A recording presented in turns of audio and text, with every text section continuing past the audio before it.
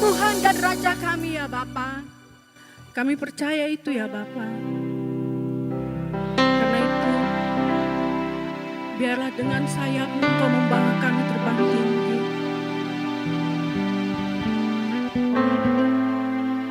Karena firman-Mu itu adalah roh dan jiwa kami.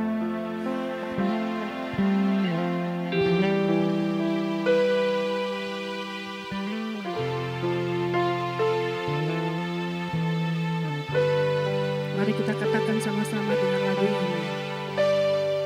Firman-Mu berkata Kau besertaku, maka kuat roh dan jiwaku. Tangan-Mu Tuhan selalu ku nantikan, di setiap langkah ku percaya. Kita ulangi sekali lagi. Firman-Mu berkata Kau besertaku,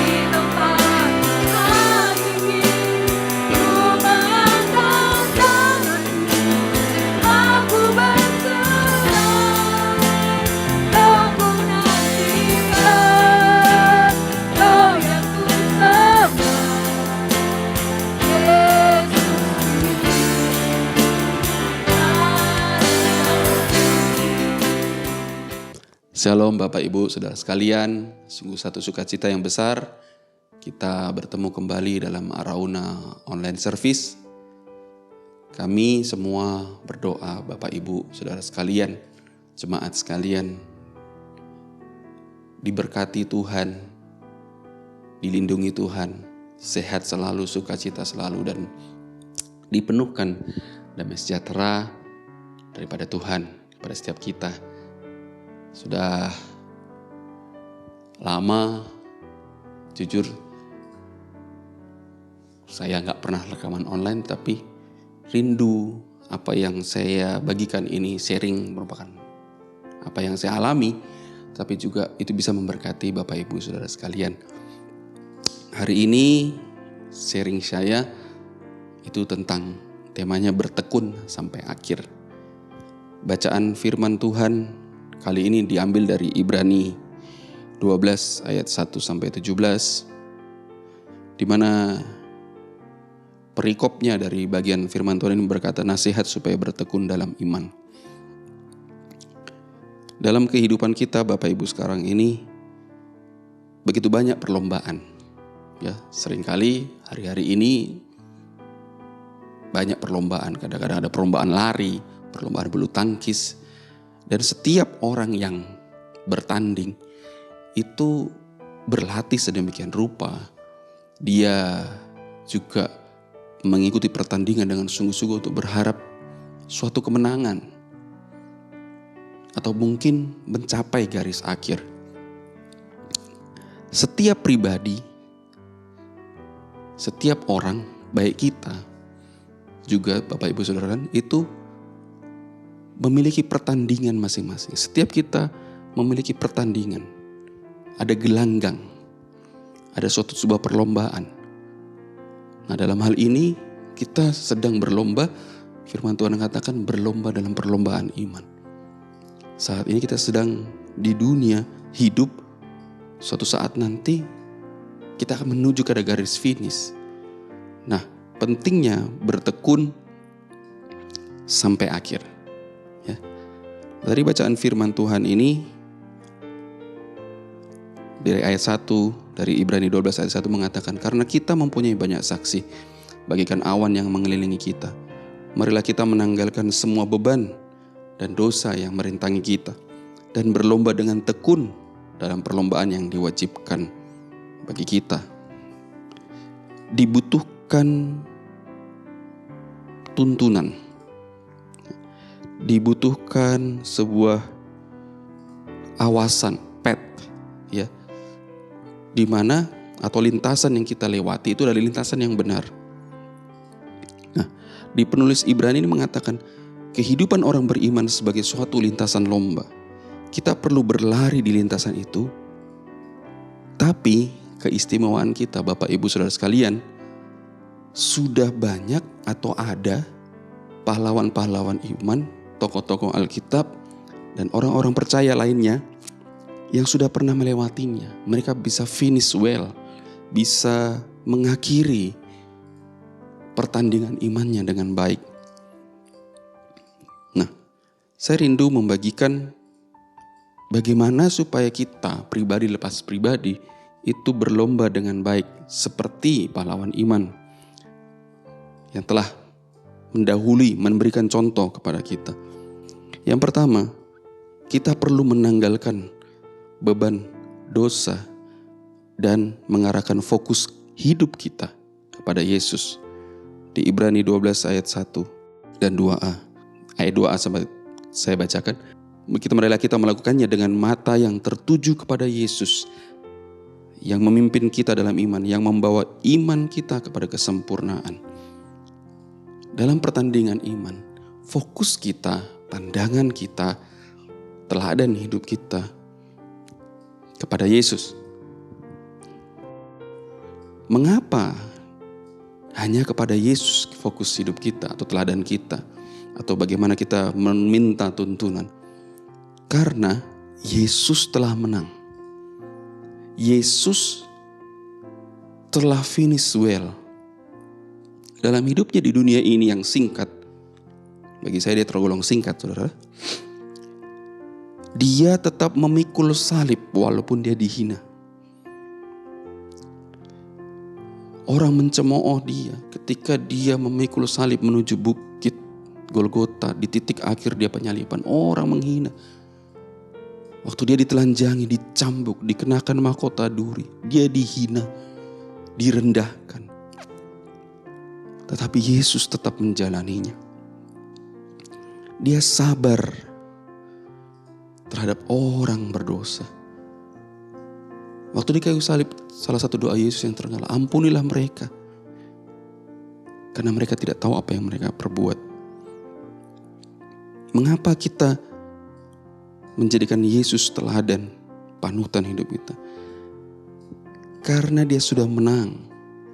Dia telah memikul salibnya dan dia finish well. Dan dia tidak membalaskan apa yang manusia perbuat waktu itu kepadanya. Dia mengenakan kutuk dosa itu, sehingga kutuk dosa itu dipatahkan. Bisa saja saya membayangkan waktu Yesus disalib, tiba-tiba dia bilang, dia mungkin merasa, ini orang-orang ini mempermalukan Allah di atas, mempermalukan aku sebagai Allah. Aku bukan raja, aku kan anak raja. Dia bisa saja memerintahkan malaikat untuk membasmi semua manusia, memusnahkan manusia pada waktu itu. Tetapi tidak, Yesus mengambil bagian itu. Dia menanggung dosa setiap manusia dan menebusnya lunas di kayu salib. Dan saat ini Yesus sudah duduk di sebelah kanan tahta Allah. Dia sedang menanti kita. Dia sedang menyemangati kita. Dia sedang mendoakan kita setiap hari. Dari Ibrani 12 ayat 2b dan ketiga dikatakan seperti ini. Yang dengan mengabaikan kehinaan, Yesus mengabaikan kehinaan, tekun memikul salib sebagai ganti sukacita yang disediakan bagi dia yang sekarang duduk di sebelah kanan tahta Allah. Ingatlah selalu akan dia yang tekun menanggung bantahan yang sehebat itu terhadap dirinya dari pihak orang-orang berdosa, supaya jangan kamu menjadi lemah dan putus asa. Dalam perlombaan kita, Bapak Ibu Saudara, marilah kita tetap memandang kepada Yesus. Nah, sebagai peserta lomba, ada beberapa hal yang saya bisa bagikan. Sekali lagi saya sharing, ini sifatnya apa yang saya hidupi selama ini.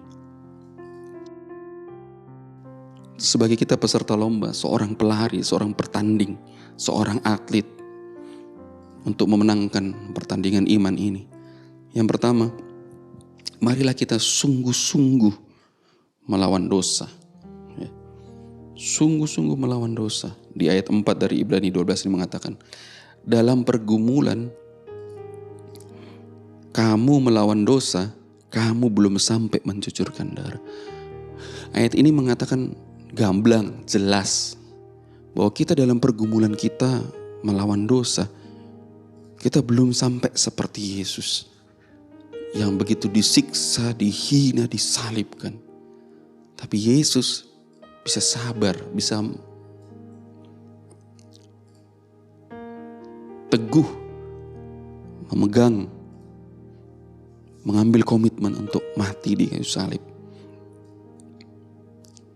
Nah, yang kedua, sebagai peserta lomba, dikatakan menghargai didikan Tuhan.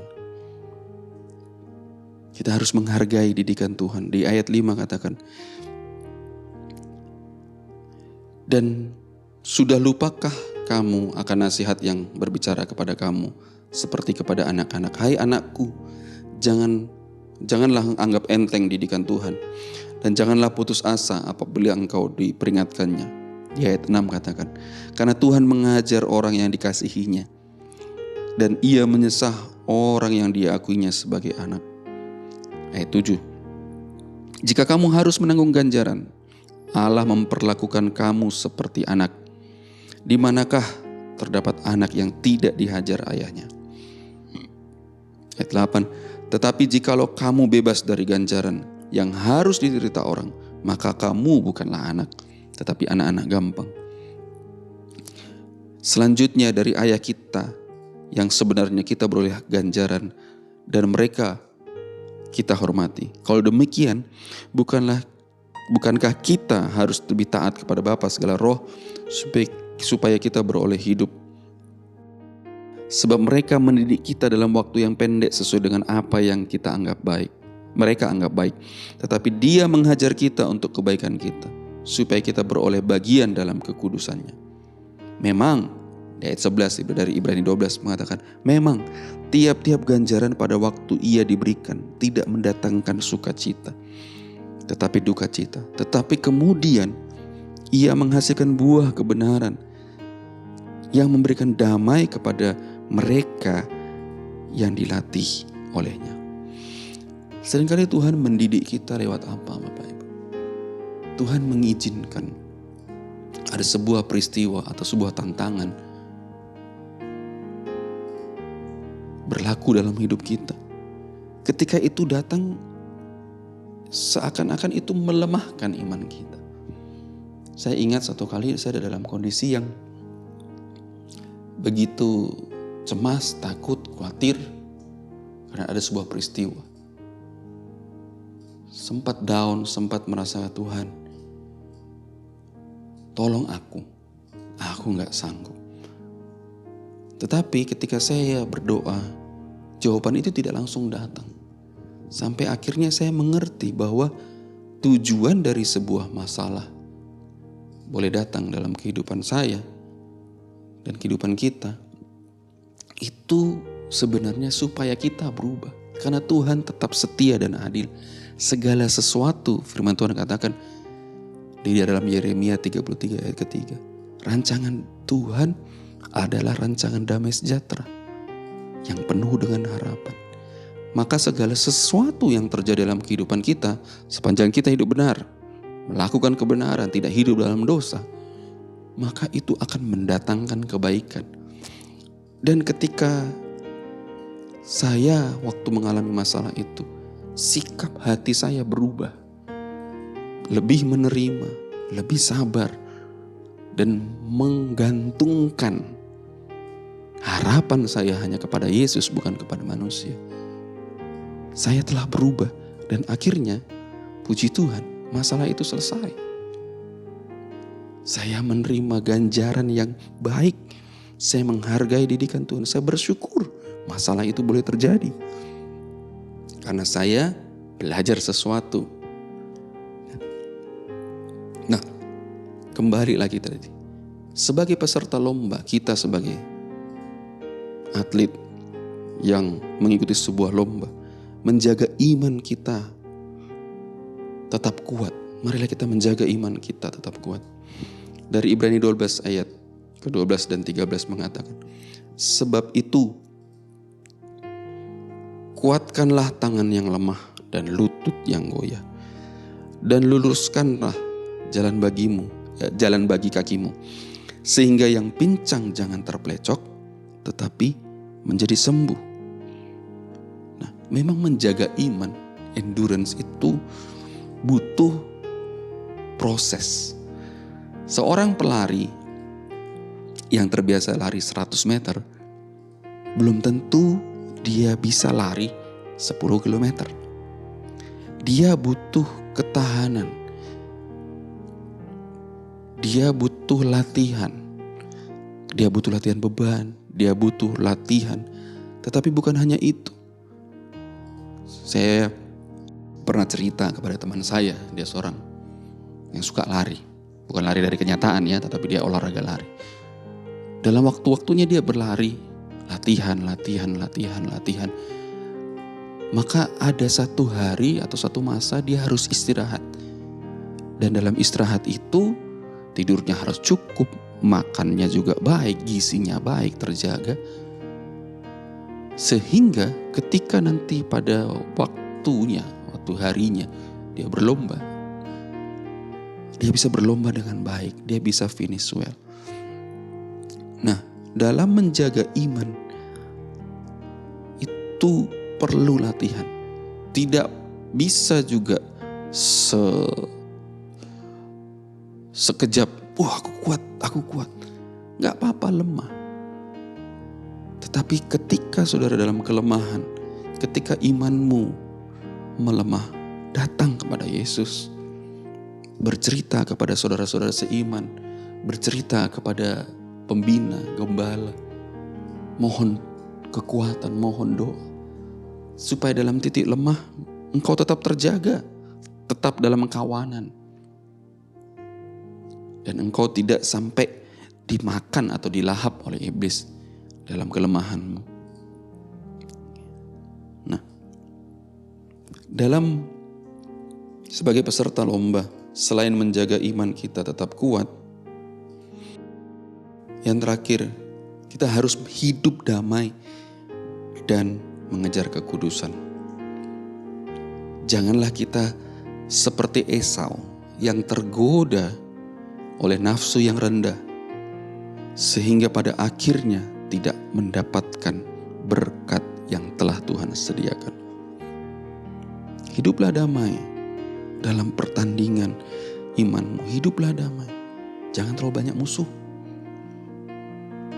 Kalau orang lain mungkin bersikap jelek kepada saudara, doakan dia. Seperti Yesus waktu di kayu salib, Tuhan ampunilah mereka, karena mereka gak tahu apa yang mereka perbuat. Pasti Tuhan akan menolong saudara. Di ayat 14 katakan begini, dari Ibrani ayat 12, ayat ke-14, firman Tuhan katakan, berusahalah hidup damai dengan semua orang dan kejarlah kekudusan, sebab tanpa kekudusan tidak ada seorang pun akan melihat Tuhan. Tubuh kita adalah bait Allah, tempat Tuhan berdiam, roh Tuhan berdiam. Mari kita menjaganya dengan begitu rupa, supaya kekudusan melingkupi kita, dan itu akan menolong kita dalam pertandingan-pertandingan iman kita. Seringkali dalam perjalanan iman kita, perjalanan kerohanian kita, sekian lama kita hidup dalam perlombaan iman ini, tak jarang itu merasa melelahkan. Apa yang membuat lemah atau melelahkan, Bapak Ibu Saudara sekalian? Keinginan duniawi. Yang pertama, keinginan duniawi dan ejekan dari dunia dapat membuat kita berhenti berlari atau berhenti dalam pertandingan iman kita. Seringkali kita terjebak. Kita masih hidup dalam dunia. Begitu banyak godaan hari-hari ini. Begitu banyak hasutan-hasutan, begitu banyak hal-hal yang membuat kita tergoda, membuat kita jatuh, membuat kita mengalihkan fokus kita. Ibarat kalau orang lagi lari, lagi semangat lari. Tiba-tiba ada seorang, mungkin wanita yang cantik ada di sebelah kita, atau di sebelah orang pelari itu. Dia langsung lihat begini. Dia lari, dia gak lihat ke depan. Dia gak tahu di depannya ternyata ada pelari yang sedang berhenti, mungkin mengikat tali sepatu. Begitu dia lari, fokusnya pandangannya kepada hal yang lain, dia gak melihat ada orang di depan. Dia kesandung dan jatuh. Nah, keinginan duniawi itu akan membuat kita tidak fokus, atau kadang-kadang membuat kita lelah, capek. Dan yang berikutnya, ada ejekan dari dunia. Seringkali dalam kehidupan kita, kerohanian kita, ada orang mengatakan, sudahlah, gak usah terlalu sungguh-sungguh, gak usah terlalu jujur. Seberapa dari kita mengalami hal itu hari-hari ini? Sudahlah, gak usah terlalu rohani. Semua sama saja. Ayolah, ajakan-ajakan untuk berkompromi, menurunkan standar kebenaran. Sudahlah, itu akan membuat kita lelah dan berhenti berlari, berhenti dalam pertandingan iman kita. Marilah kita belajar dari tokoh-tokoh iman, tokoh-tokoh Alkitab, terutama kepada Yesus. Saya ingat ketika Nabi Elia itu merasa lelah, capek. Dia duduk. Tuhan mengirimkan makanan, dia makan. Dia disegarkan. Dan akhirnya rohnya bangkit untuk melayani Tuhan kembali. Ketika kita merasa lelah, ketika kita merasa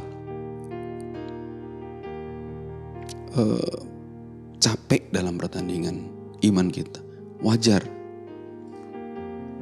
Karena kita masih manusia. Tetapi dalam titik lemah kita itu, marilah kita membangun hubungan yang dekat kepada Tuhan. Ketika kita mengalami hambatan, tantangan yang membuat kita merasa, aduh sudah stop lah, menyerah, bangunlah hubungan kepada Tuhan. Menyembah Dia, membaca firman lebih lagi daripada hari-hari selanjutnya, yang sebelumnya. Memuji Dia, melebihi dari apa yang sedang kita alami. Menyembah Tuhan. Saya rindu membagikan mengapa kita perlu menyembah Tuhan dalam kelelahan kita. Ya. Bagi saudara-saudara yang saat ini mengalami kelelahan dalam pertandingan iman, perhatikan ini baik-baik. Tubuh kita atau hidup kita itu digambarkan dari ada sebuah lingkaran. Lingkaran yang terluar ialah tubuh. Ini tubuh kita, daging ini. Ya. Terus lingkaran yang tidak kelihatan adalah jiwa. Yaitu pikiran, perasaan, dan kehendak kita. Dan lingkaran yang terdalam adalah manusia roh kita. Suatu saat ketika jiwa kita, yaitu di lingkaran tengah, itu merasa capek, lelah, pikiran kita burn out, perasaan kita gak menentu, moodnya gak jelas, kehendak kita sudah amburadul, gak sejalan lagi, gak sesuai lagi. Maka yang menolong ialah waktu itu, apalagi kalau tubuh kita juga mengalami kelemahan, mungkin sedang sakit. Saya ingat sekali waktu itu saya mengalami sakit COVID, sebulan lebih harus di rumah istirahat. Puji Tuhan, Tuhan sembuhkan. Tubuh mengalami kelemahan, begitu tidak enak. Jiwa pikiran waktu itu COVID, saya termasuk generasi pertama yang masih belum ditemukan caranya, belum ada vaksin. Pikiran sudah mendengar ada orang meninggal,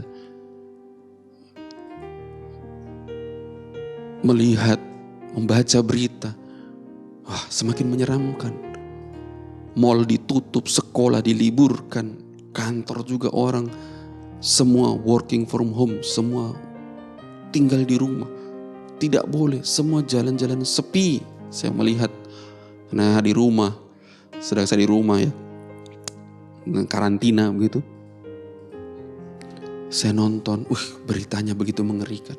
Orang mati, yang dimunculkan sebuah, ini hari berapa mati, ini hari berapa meninggal, negara ini begini, begitu menakutkan. Jiwa saya lemah, tubuh saya mengalami sakit. Nah, di lingkaran terdalam itu roh kita. Disitulah Roh Kudus bertahta. Tetapi ketika dia tidak dipelihara, ketika dia tidak diberi makan, maka roh bisa lemah. Ketika saudara dalam kelemahan, ketika saudara merasakan bahwa perjalanan rohani, perjalanan hidupmu itu begitu capek. Saya pernah mengalami, bukan hanya waktu sakit, Tapi ada satu masa yang betul-betul, apalagi ini? Waktu itu roh saya merasa lemah. Saya gak bisa memuji Tuhan, gak bisa menyembah Tuhan. Karena betul-betul jiwa manusia, jiwa saya yang di lingkaran tengah itu menguasai pikiran, perasaan saya dan kehendak saya, dikuasai, menguasai semuanya. Dan dia semakin membesar, sementara roh manusia, roh saya mengecil. Sampai satu saat, saya ingat sekali malam itu,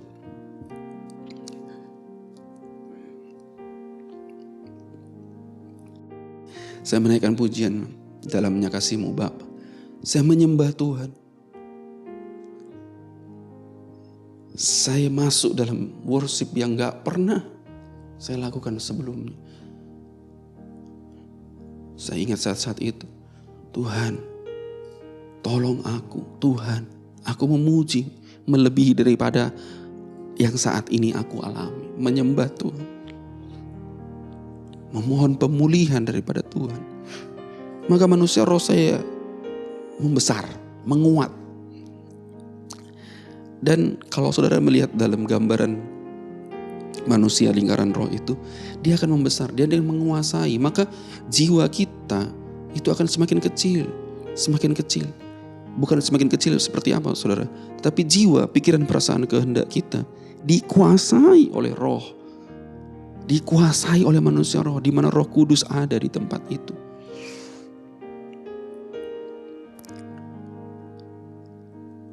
Bagi engkau yang saat ini yang sedang mengikuti beribadah bersama kita, mungkin kau sedang mengalami kelelahan. Mentalmu sedang, jiwamu sedang terganggu. Jiwamu sedang lelah. Tuhan, aku gak kuat, aku gak sanggup. Meminta pertolongan kepada orang lain. Masih banyak orang-orang baik. Masih banyak orang-orang yang bisa menolong saudara.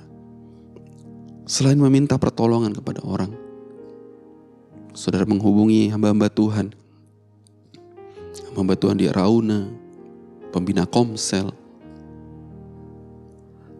Saudara berdoa. Ketika saudara minta pertolongan, saudara berdoa, menyembah Tuhan. Ada sebuah kebenaran yang saya temukan, Bapak Ibu Saudara sekalian. Kenapa ketika kita dalam kelemahan, dalam tekanan yang begitu kuat, iblis gak mau kita menyembah, kita worship, kita memuji Tuhan. Karena iblis tahu kekuatan penyembahan itu begitu besar. Karena iblis dulunya dia adalah malaikat penyembah. Firman Tuhan katakan, dia pernah berada dalam posisi itu. Sebelum iblis jatuh karena kesombongannya, dia pernah dalam posisi itu. Dia memimpin malaikat untuk memuji Tuhan. Lucifer memimpin. Ketika kita menyembah Tuhan, memuji Tuhan, meninggikan Tuhan, mengatakan Engkau baik Tuhan, melebihi apa yang aku alami. Engkau baik Tuhan, tolong aku Tuhan. Mengagungkan Tuhan. Maka itu seperti menghancurkan kerajaan iblis, menghancurkan kuasa iblis bekerja.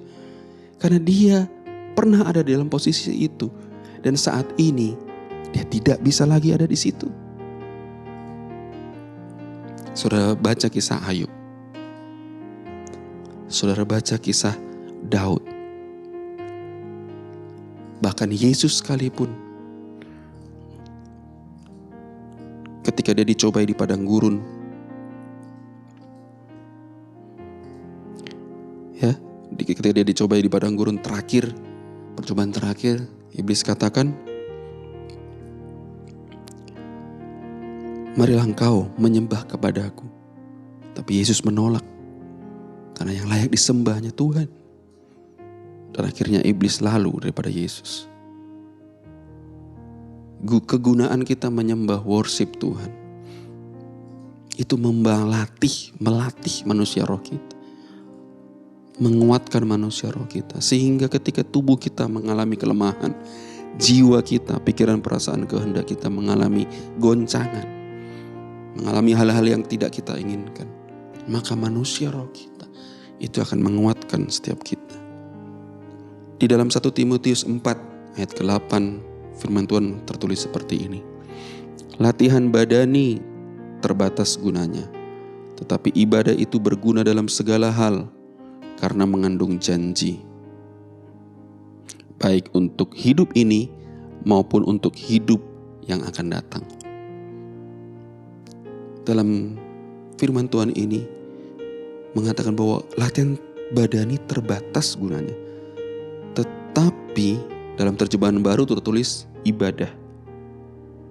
Kalau saudara di rumah ada atau melalui kitab suci saudara membuka dalam King James Version, firman Tuhan ini mengatakan godliness, artinya kesalehan takut Tuhan. Itu berguna dalam segala hal. Para bapak-bapak, orang tua sekalian, ibu-ibu, ajari anakmu untuk saleh kepada Tuhan. Takut Tuhan sungguh-sungguh. Karena itu akan menjadi bekal yang tak tergantikan di masa depannya nanti. Ini sedikit. Anakmu, anak-anak kita itu perlu diajari kesalehan dan takut akan Tuhan. Karena kita sebagai orang tua belum tentu bisa hadir terus. Belum tentu bisa menemani dia. Ada satu masa anak kita bertumbuh dewasa. Mereka akan sekolah, mereka akan keluar kota, mereka bertumbuh menjadi orang dewasa. Kesalehan dan takut akan Tuhan, seperti kata firman Tuhan ini di Timotius 4, 1 Timotius 4 ayat 8 ini, akan berguna. Karena apa? Kesalehan itu mengandung janji. Takut akan Tuhan itu mengandung janji, baik untuk hidup ini maupun hidup yang akan datang. Ketika kita melatih badan kita, bagus, sehat. Tetapi jangan lupa melatih juga kesalehan kita, takut akan Tuhan. Itu harus disempurnakan dari hari ke hari. Karena itu berguna dalam segala hal, terutama anak-anak kita, Bapak Ibu Saudara sekalian. Biarlah anak-anak kita dapat mempelajari kesalehan daripada orang tuanya. Kenapa Bapak Ibu? Setiap kita itu adalah punya pertandingan gelanggangan masing-masing. Gelanggang masing-masing. Lintasan perlombaan masing-masing. Setiap kita berlomba. Ada yang perlombaan yang mungkin sifatnya kelompok. Tetapi secara pribadi kita berlomba. Nah, anak kita yang dewasa bisa mengatakan, oh belajar kepada Yesus. Anak kita mengikuti teladan dari mana? Dari orang tua. Dia akan melihat keseharian kita. Dia yang 24 jam bersama kita. Ada satu masa anak kita sampai umur tertentu, sampai akil balik, dia banyak bersama kita. Temani dia. Berikan teladan yang baik buat kita. Itu berguna dalam pertandingan imannya nanti. Entah kenapa bagian ini begitu kuat. Engkau para orang tua, Bapak Ibu Saudara sekalian, ibu-ibu sekalian, mari kuatkan imanmu, perkuat manusia rohmu, perkuat jiwamu, supaya engkau bisa memberikan teladan yang baik bagi anak-anakmu. Karena itu dibutuhkan anak-anak hari ini. Selama perlombaan panjang ini, marilah kita bertekun kepada Yesus. Ia menjalani misinya, Yesus menjalani misinya sesuai dengan kehendak Bapa. Dengan cara yang berat, ia tiba di garis akhir dan menerima kemuliaan yang ditetapkan baginya. Yesus telah menang, dan kini ia telah menyediakan kemenangan itu bagi setiap orang percaya. Ada kemenangan di garis akhir bagi mereka yang bertekun. Ketika kita memenuhi hati manusia roh kita dengan memuji, menyembah Tuhan, seperti yang saya katakan tadi. Saya ini membagikan sebuah perumpamaan. Ini ada 2 buah kaleng minuman. Yang satu berisi dan yang satu kosong. Kaleng yang kosong itu dengan mudah kita hancurkan. Karena tidak ada lagi isinya. Mudah penyet. Tidak berbentuk, tidak lagi bulat. Tidak lagi firm.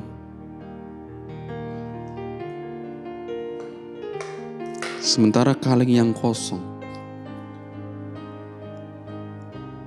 kaleng yang penuh, itu susah untuk dipenuhi. Ini saya berusaha untuk sekuat tenaga menekan. Tapi dia tetap firm, kuat. Karena dia belum dibuka, masih ada isinya, penuh. Gasnya ada di dalam penuh dari kaleng minuman ini. Gak bisa saya mau sekuat apapun saya bisa. Nah, apa gunanya Bapak Ibu kita mengarahkan hidup kita pada Yesus dan menyembah Dia?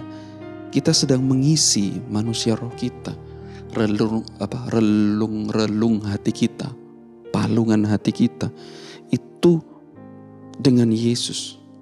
Hal yang terdalam yang orang lain gak tahu, sisi gelap kita, sisi hidden kita yang tersembunyi sedang dipenuhi, diterangi oleh Roh Kudus. Sehingga kita penuh, kita mengalami tantangan. Mungkin kita goyah, tapi gak sampai kayak kaleng kosong ini yang begitu saja hancur dan tidak bisa, susah dikembalikan. Kaleng minuman ini kalau sudah dihancurkan susah untuk kembali. Sementara kaleng minuman yang belum bocor ini, belum terbuka, susah. Dia mengalami tekanan, dia mungkin melekuk-lekuk sedikit, tapi dia kembali kepada bentuk yang semula. Mari kita mengandalkan Yesus. Undang Yesus masuk dalam hidupmu. Sekali lagi. Kenapa saya katakan sekali lagi? Bagi engkau yang sudah percaya, pernah mengaku Yesus sebagai Tuhan dan Juru Selamat, undang Dia sekali lagi. Tuhan, penuhi aku. Tuhan, basuh aku kembali dengan darah. Tuhan, penuhi aku kembali. Bagi engkau yang belum pernah mengenal dan mengaku Yesus sebagai Tuhan dan Juru Selamat, mari kita nanti di akhir ibadah sama-sama berdoa, mengakui Dia sebagai Tuhan dan Juru Selamatmu. Masuk, minta Dia masuk dalam hatimu, memenuhi hatimu, dan bertahan dalam hidupmu. Saya tutup dengan perkataan seperti ini. Ada kemenangan di garis akhir bagi mereka yang bertekun. Oleh karena itu, teruslah hidup benar sekalipun mendapat cemooh. Engkau yang hari-hari ini mengalami cemooh karena imanmu, tetap bertahan. Teruslah hidup kudus. Teruslah hidup sungguh-sungguh kepada Tuhan. Walaupun mungkin seringkali dunia ini mengatakan, kamu aneh. Percayalah Bapak Ibu Saudara sekalian, ada kemuliaan yang kekal. Ada kemuliaan yang Allah sedang sediakan bagi setiap kita yang akan menolong kita. Yesus telah menang dan menyediakan kemenangan. Dan Yesus telah meninggalkan jalur atau jejak langkah bagi setiap orang yang percaya. Yesus sudah di garis akhir saat ini dan menerima kemuliaan yang telah ditetapkan kepadanya. Mari saat ini kita datang kepada Tuhan. Minta Tuhan menguatkan iman kita kembali, menguatkan roh kita kembali, supaya kita finish well, mengakhiri, bertekun sampai akhir. Tuhan Yesus memberkati. Mari kita berdoa. Tuhan, saat ini kami datang kepada hadirat-Mu Bapa. Kami mengucapkan syukur untuk jiwa-jiwa saudara-saudara kami yang sedang menyaksikan Arauna online service ini. Tuhan, dari jarak yang jauh, Hamba gak bisa melihat mereka satu persatu. Tapi Tuhan bisa melihat kehidupan mereka. Tuhan tolong mereka. Kalau saudara-saudara kami ini sedang mengalami keletihan, kelemahan dalam pertandingan iman mereka, mereka sedang mengalami capek. Aku ikut Tuhan, tetapi masih ada begitu banyak halangan yang membuat aku untuk bisa ingkar, bahkan mungkin meninggalkan iman. Saat ini Tuhan tolong, dalam nama Tuhan Yesus Kristus Tuhan. Roh Kudus tolong mereka, malaikat tolong mereka. Hinggaplah, datangilah mereka saat ini. Mereka yang sedang bersama-sama kami beribadah saat ini, mendengarkan firman-Nya. Tuhan tolong, kuatkanlah iman mereka.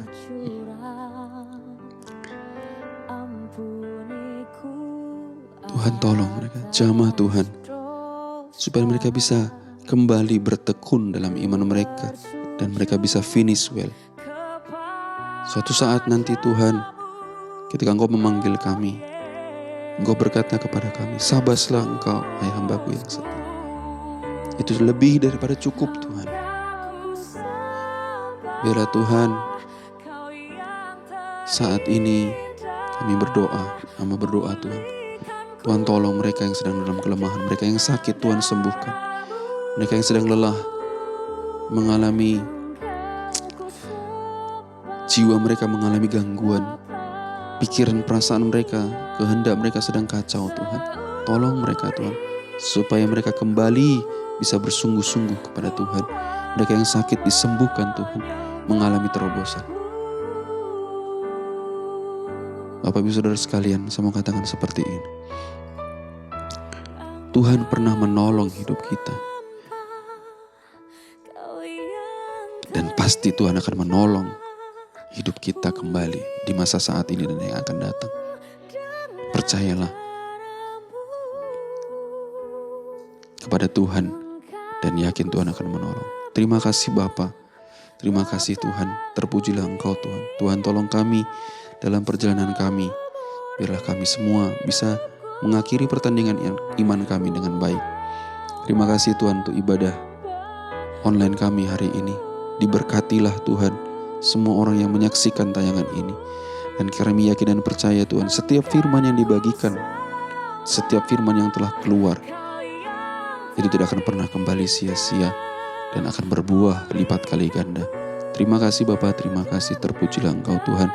Dan biarlah Tuhan, jangan pernah lepaskan tangan kami. Jangan pernah tinggalkan kami Tuhan. Karena kami membutuhkan Engkau terlebih daripada semuanya. Terima kasih Tuhan, hanya dalam nama Tuhan Yesus Kristus Tuhan kami berdoa dan ucap syukur. Yang percaya katakan amin. Tuhan Yesus memberkati. Sampai jumpa dalam Arauna Online Service berikutnya. God bless.